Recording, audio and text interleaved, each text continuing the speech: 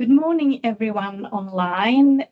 Welcome to our 9-month report presentation with CEO Torbjörn Kronander and CFO Jessica Holmquist. My name is Helena Pettersson, Investor Relations Officer, and I will moderate the Q&A session held after management presentation.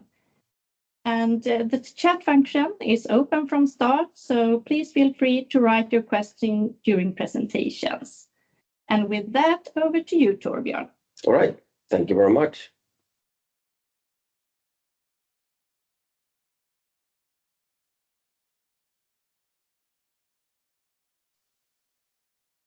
So our 9-month presentation this fiscal year. The agenda, I will do the interim highlights as usual, and then Jessica will go into the financial development. I will talk a little about the way forward, and then we have the Q&A session via chat function and email. You can also email and chat during the presentation, as Helena said. So first a little about our different business operations. We have imaging IT, by far largest operation, handling images. Initially that was radiology, increasingly we do all images in the hospitals.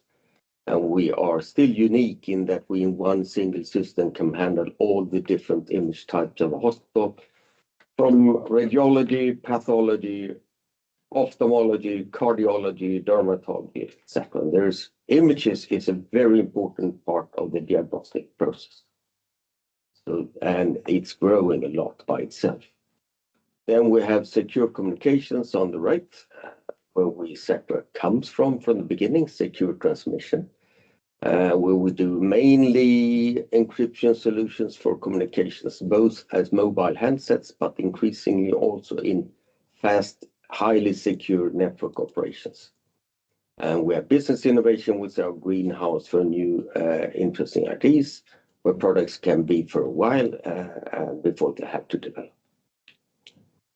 And since 1 year back, we have genomics IT as well, which is an increasingly part of the diagnostic process, especially for oncology and cancer. We have had one hospital live at University of Pennsylvania in the US for almost a year by now, and we are in the process we have quite a large interest in that area going forward. So that's where we deviate a little bit from images. We also handle other data, but it's unstructured data. It's not something you put in a database easily.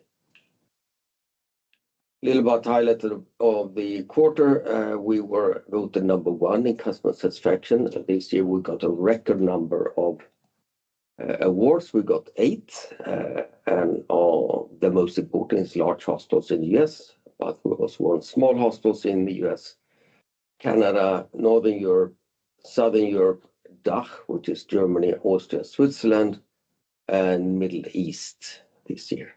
And digital pathology, which is only 1 award still because it's too few customers in the US still to have a separate report from digital pathology in the US. So digital pathology is global. The picture is from the award ceremony in Las Vegas only 2 weeks ago.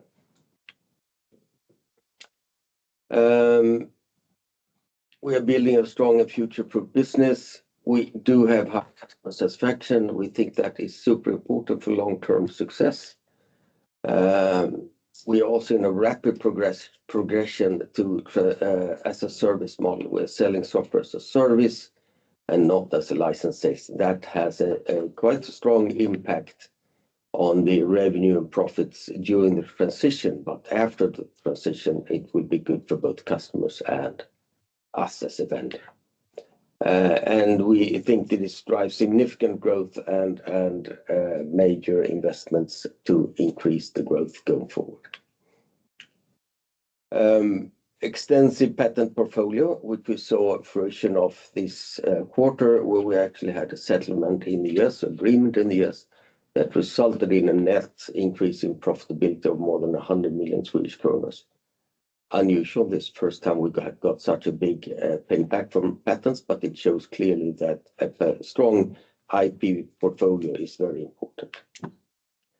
With transformation to as a service model, the cloud recurring revenue, which is a very important measure this or indicator for this transition, where this is the increase in the recurring revenue based on cloud sales. We have two transitions, both payment transition to pay as a service, but also that we're moving the products up into the cloud instead of have a lot of hardware on-prem. These are not the same thing. People very often confuse them, but we do both at the same time. We do have customers who have on-prem hardware who still pay as a service model, but we have no customers who buy a license in the cloud.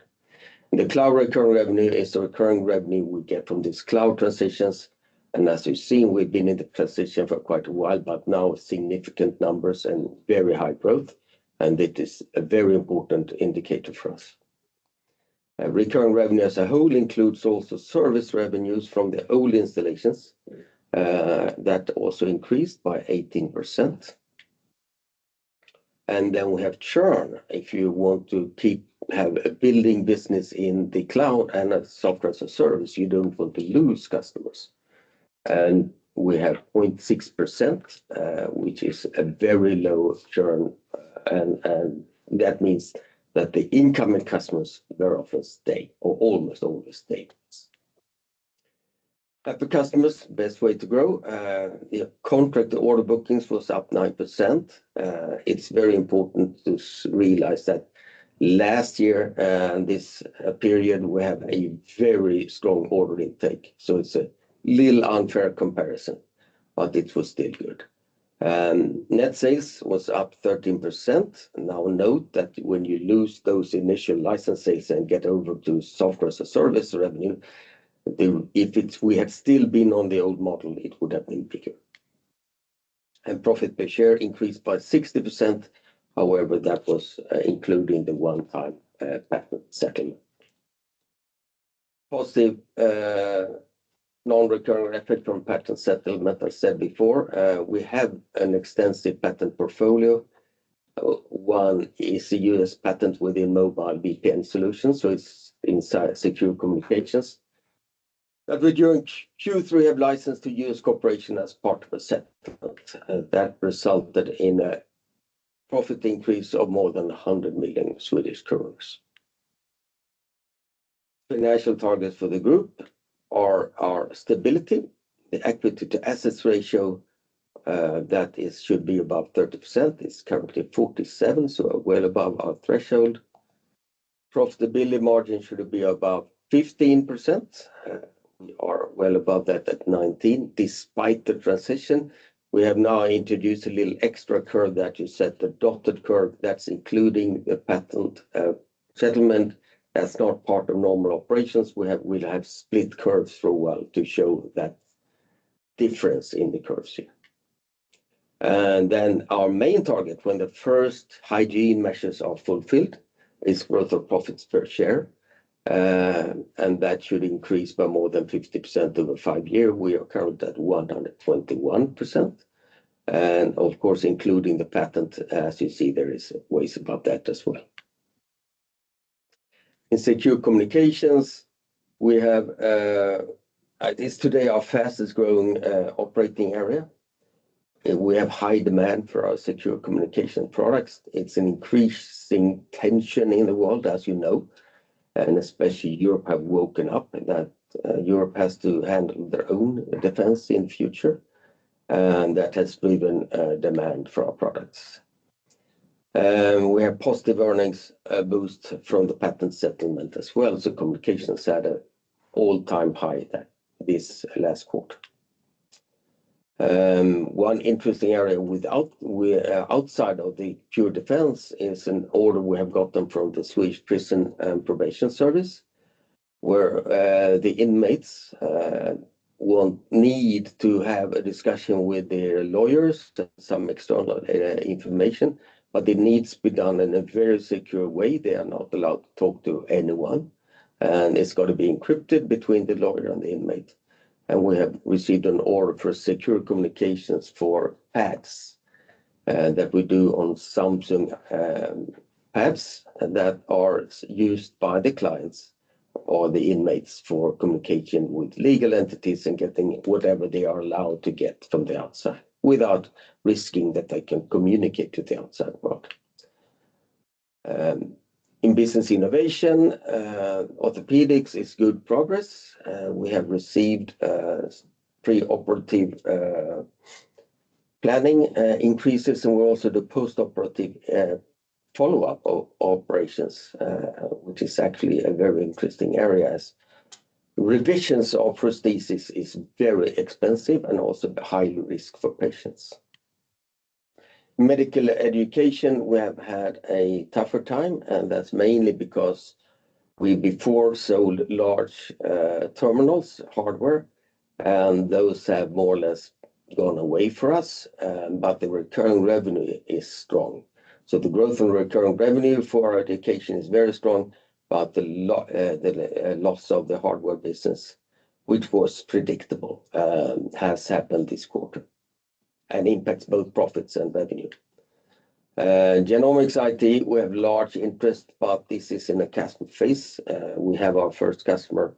People want to see how that works out before buying more, but we have a large interest, and we were last week in a large international conference in Las Vegas called HIMSS, Health Informatics in Medicine.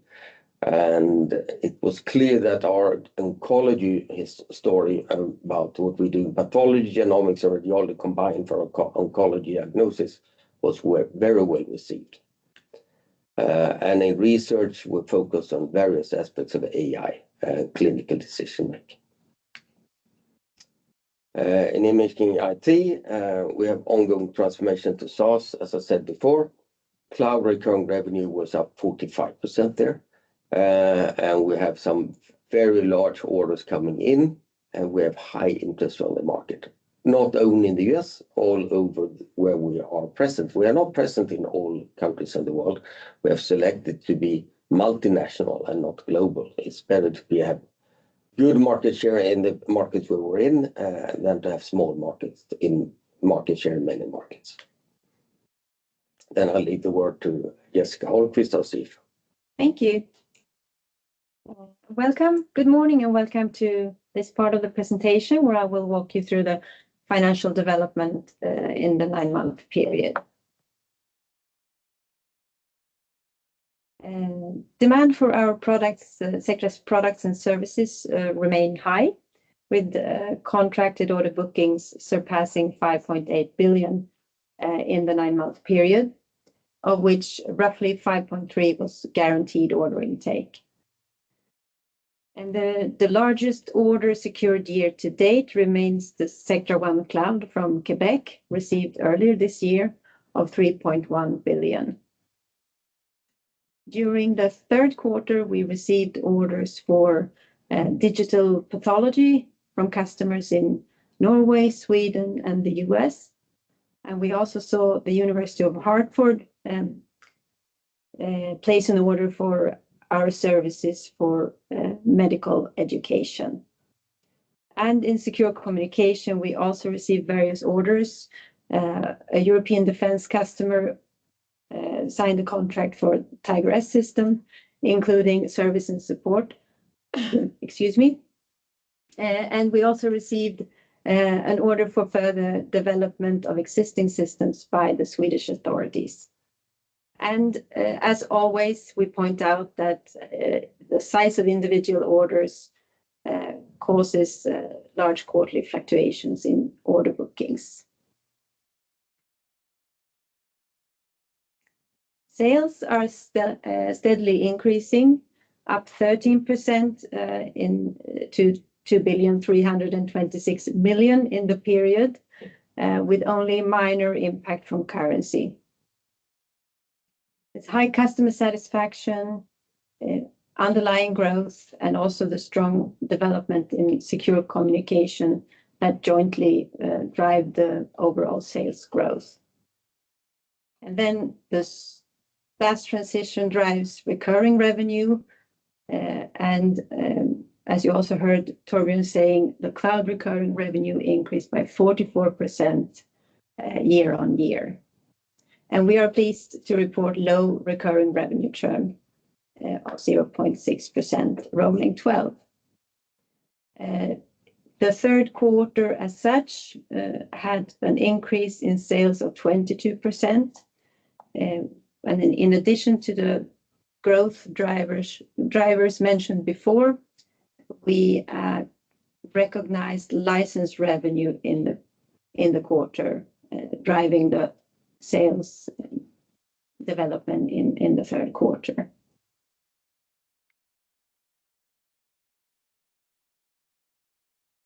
Our main business areas increased sales year on year. Imaging IT grows with new customers and hospitals continuously being deployed, and also existing ones ramping up the usage. And in secure communication, we saw the fastest growth in the period, up 41% year on year, and now close to 460 million rolling 12, a result of increases both in product deliveries and development projects. And business innovation, we see rapid growth in recurring revenue, but that could not fully compensate for lower non-recurring revenue in the period. Looking at sales by geography, we conclude growth in all markets, with strong development in Sweden and the Netherlands, driven by the trend in secure communication. And we observe the highest growth in absolute term outside Sweden in what we call rest of Europe, spread across several markets. And we also note stable growth in our main markets. Our operating profit increased by 29% to 414 million, excluding the non-recurring patent settlement. And the growth in recurring revenue, combined with the higher non-recurring revenue from licenses in the third quarter, and again, the strong performance in secure communication, contributed to the operating profit growth and the strengthened margin. The third quarter in isolation, with an operating profit of 205 million, excluding the patent, stands out as an exceptionally strong third quarter. And given quarterly fluctuations, it is important to focus on long-term trends when assessing Sectra's financial performance.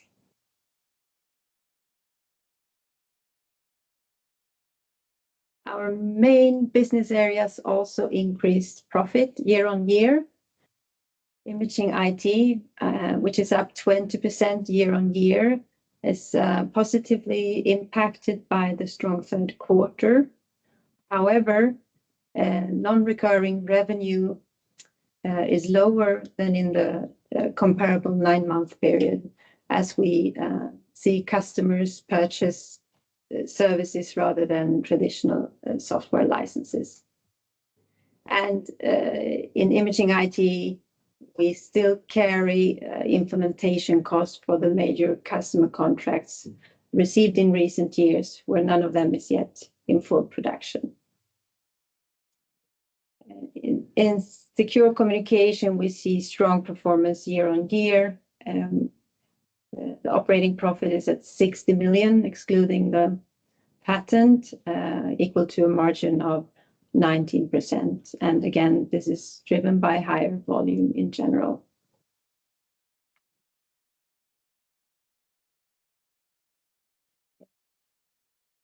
Our cash flow from operations amount to 700 million in the period, and we had strong cash flow generation both in the second and especially in the third quarter. And the main drivers behind the strong cash flow are increases in advances from customers, also the patent settlement, and as well as the underlying profit. Over to you, Torbjörn. All right. Thank you, Jessica. A little about our way forward. We have a saying that success in business and most things is very easy. Just live and act the oldest rule of human history, the golden rule. We try to tell our people and remember ourselves that if we treat customers the way we want to be treated ourselves, we'll be okay. Very often businesses forget that. This is the unusual IT company. I preach the oldest rule in the world. And that resulted in good rankings in KLAS, which KLAS is a company in Salt Lake City in Utah who evaluates medical IT, not only the things we do, but all medical IT. And they then do reports about this, and they rank vendors in different categories in IT within the medical field. And we have come out top again for the 11th year in a row in North America, large hospital, which is what we started with, but now they have doing evaluations in other areas as well. We came out on top in 8 areas, as I said before. Of digital pathology is a new area besides radiology. One thing they ask about, and I've shown this picture again, I will show it again. One thing they ask customers is, would you buy again for large vendors? Now, this is previous year, this was 2024, and 98% of our customers would buy from us again. We are so high above all competitors, and I didn't want to bash people, so I blanked out the names of those vendors, but we are the only one above the mean. The market average at 81%.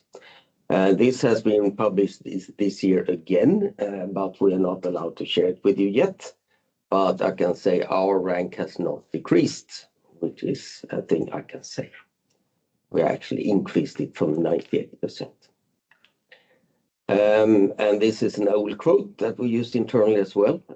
Profit in business come mainly from repeat customers that boast about your product or service, that bring friends with them. And our main reason we have grown so well in the markets we're in is that we have happy customers who tell other customers that we are an okay company to work with. And that drives our growth. In medical IT, we see that the demographics of the Western world is alarming. Not only the Western, Japan and Korea is as bad or worse. And China is getting there. People live longer and longer and get sicker and sicker. The workforce working in medical is fewer and fewer. Everyone cannot work in healthcare. That means the healthcare operators in the world must become ways more efficient in order to cope with this situation. And our job is to help them with tools for doing that. And the medical main growth areas again will be neurodegenerative disease, the diseases of the elderly, cardiovascular disease, cancer, skeletal, and vision and hearing. And the green areas is where we do ourselves. In neurodegenerative disease, we have partners that measure MS, plaque, etc. But we do the main imaging ourselves. Cardiovascular, we do increasingly products in cardiology. In cancer, we do both pathology, genomics, and radiology, musculoskeletal. We have our orthopedics business. And in vision and hearing, we have ophthalmology image handling, which is increasingly complex. These areas will grow in the future, despite if it's a good time or a recession even, because people will not get less sick in a recession. Efficient workflows is then becoming paramount important to healthcare. We hear it more and more and more that how efficient is it? Doctors cannot move around. Doctors has to do the work, and they cannot fiddle with IT too much either. They need to be able to treat patients and diagnose patients. And we are the only vendor with all of these image specialties in one single system. And that's another reason why it's good to have this, is that the hospitals today have too many IT systems. I know at least one hospital that have more than 1,000 in a not super large hospital. 1,000 IT systems is huge cybersecurity risk, It's also very expensive to hospital to maintain and run because they need people who know all of these thousands. So consolidation of IT in hospitals is very important.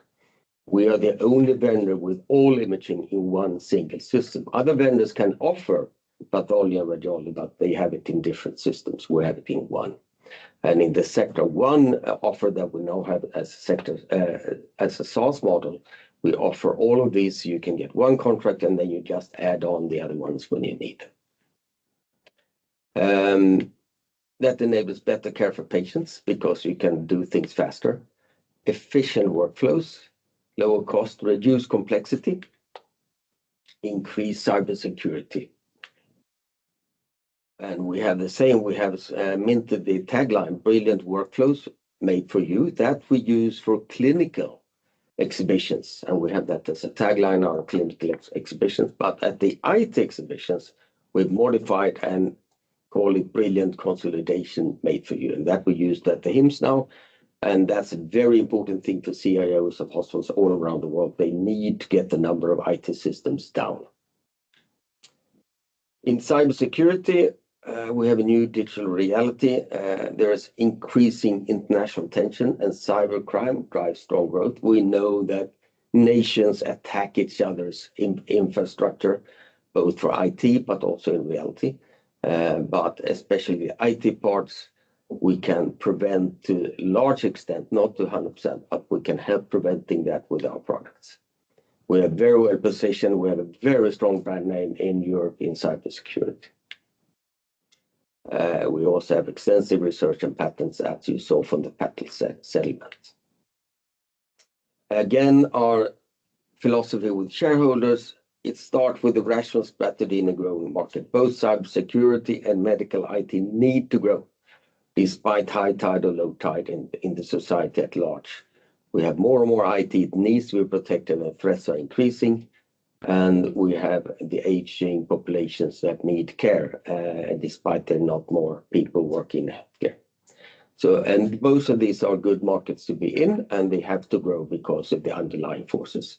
Then if you have happy customers, then in order to have happy customers, you need happy employees. You cannot have happy customers without happy employees. We work a lot with that as well. And then we need to be expensive when you're worth it.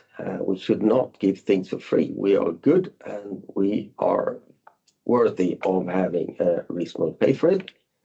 And then you're a little stubborn and reasonable cost control. Then shareholders will be happy. And I think we have proven that over the last 15 years or so. But it comes in that order. And that is how we build our strategy. That's why having happy customers are so important. Long term, I would like to take a note that the quarterly variations in Sectra are very large. Last quarter, we had a little dip compared to the previous year, Q2. This year was up. But don't evaluate Sectra on quarterly variations. It's up some quarters and down others. Look at 12 months rolling when you evaluate Sectra, and then you see a nice slope upwards over the years. But I just want to remind you of not extrapolating everything. It goes good in one quarter, bad in one quarter. That does not mean that you can take that little curve from between quarters upwards or downwards. So why should we shareholder Sectra? We are positioned in markets that are, as I said before, by external factors, forced to grow. We have a high customer satisfaction and a strong brand, rapidly increasing recurring revenue and very low churn. Yet we have very exciting self-financed projects that could be a startup by itself, but we run them internally in our business innovation, but also within the different business areas. And management owns shares, which we think is a good thing. Not only options, but they also own shares. And with that, we conclude and we set the upcoming 2025 financial events and annual general meeting. First, we have a capital market day for medical, not for communications this time. It's only for medical. It will be in Stockholm, March 27th. And June 5th, we have end of year report. And September 9th, we have our annual general meeting that will be in Linköping, Sweden, and in real life. Your feedback is important for these meetings. Please let us know what you think. Send an email to info@investor@sectra.com. We are very open to changing the format of these meetings and listen to you because we do this for you, not for us. And then we go into the questions, please. Yes, thank you, Torbjörn and Jessica, for your presentations. We have a number of questions that we have received both through email and online in the chat function. And I would like to encourage all of you online that if you have any further questions, please write them. And I will start with a few questions from Nikola Kalanowski at ABG.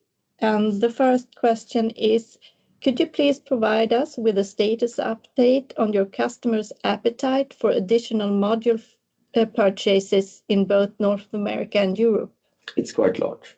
When a hospital trusts us, for instance, in radiology or in pathology, when they want to extend that to another ology, they very often come to us. Not all the time, but very often.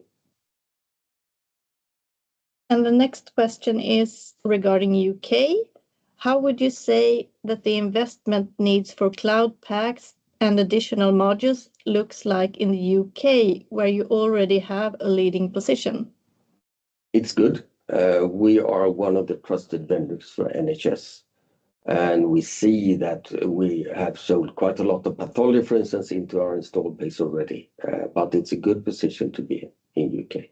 And we are very happy working with the UK. NHS is a good customer. I hope it's a good vendor for them.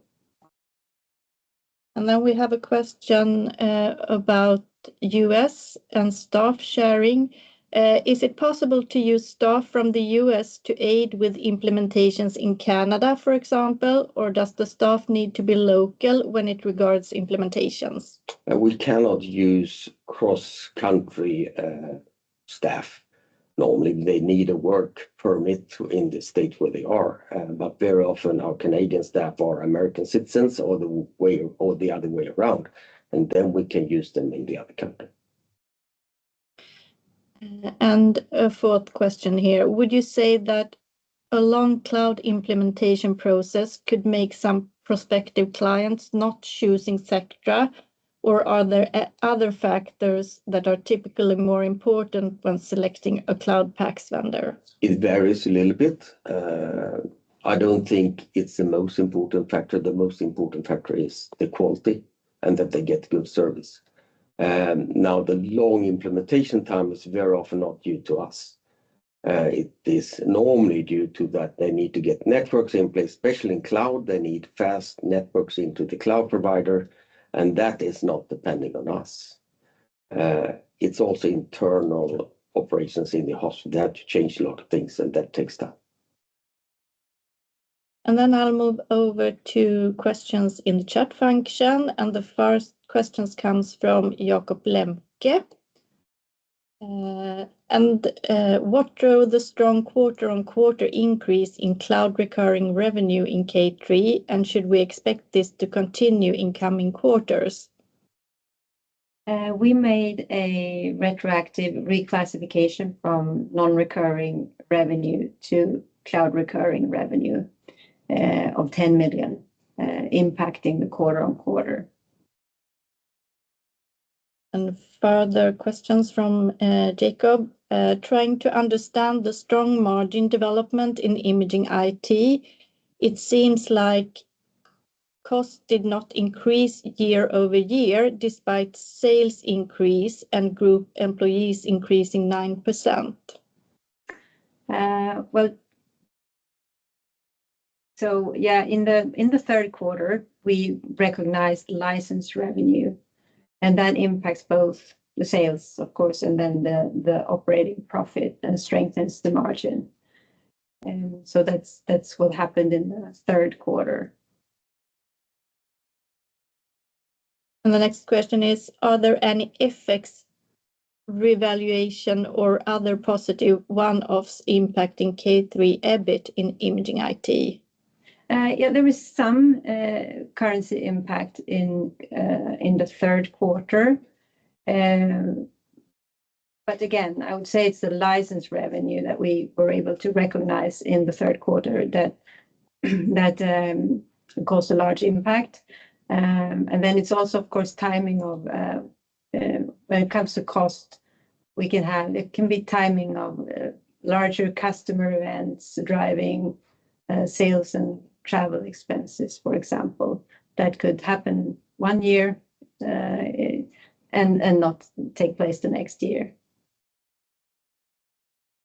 And for the moment, a final question from Jakob Lemke. On secure communications, do you expect to benefit from Europe's ambitions to significantly increase defense spending? Possible to say when you start to see increased orders? I think we are. I think we are doing that already, as Sweden has extended its budgets for defense, and so has other countries in Europe. So yes, I think we will be positively impacted by that. Okay, thank you. And then I'll move on to questions from Christopher Liljeberg at Carnegie. And the first question is regarding operating costs. Adjusting for legal advisory cost, it seems OPEX only increased 6% year-on-year in Q3 and has now been virtually flat sequentially over the last 4 quarters. Is this just a temporary slowdown, considering the comment that deployments will continue to impact margins negatively next fiscal year? I would say we have, well, again, it's a lot of timing that impacts quarter on quarter when it comes to operating expenses.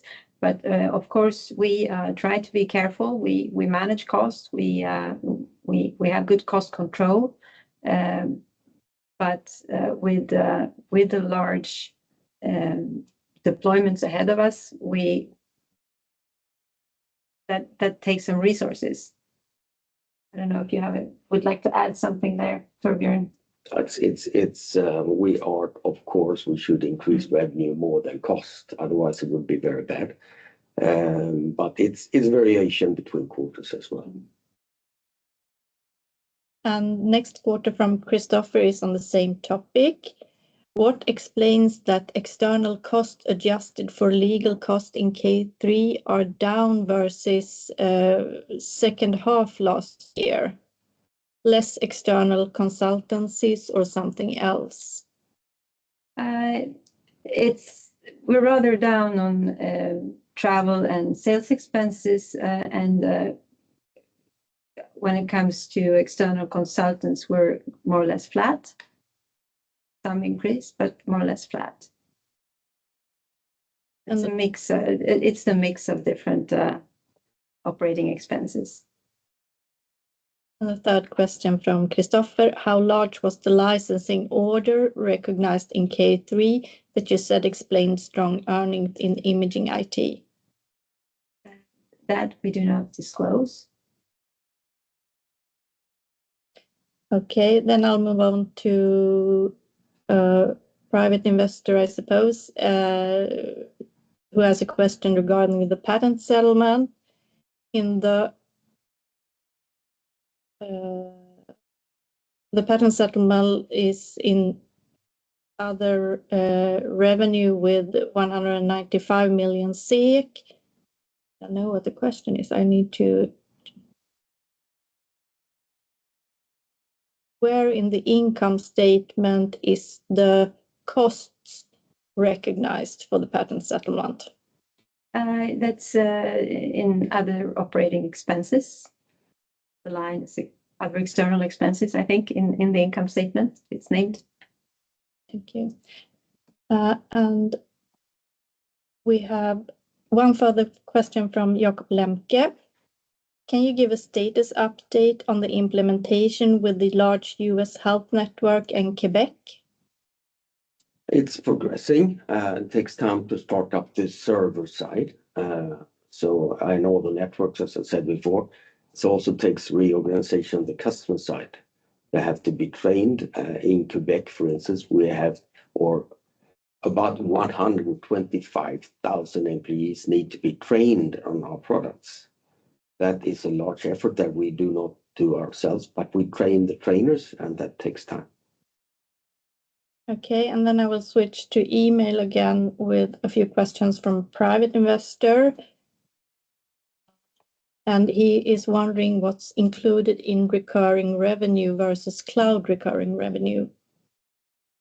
Cloud recurring revenue is when the services that we deliver are cloud-based. That's the difference between recurring and cloud recurring. And recurring also includes service contracts of the old installations that we've done forever. Our first installation is still on premise, but they need service, and those service contracts are not included in the cloud recurring revenue. Okay, and the next question there is why not all competitors are included in the class ratings. It depends on how many installations they have in a certain region because of statistical significance. Class says that it should be about 15 installations, for instance, in the US, and I think 5 in Europe, to be included. They don't want to include 1 or 2 customers. That would be not statistically significant.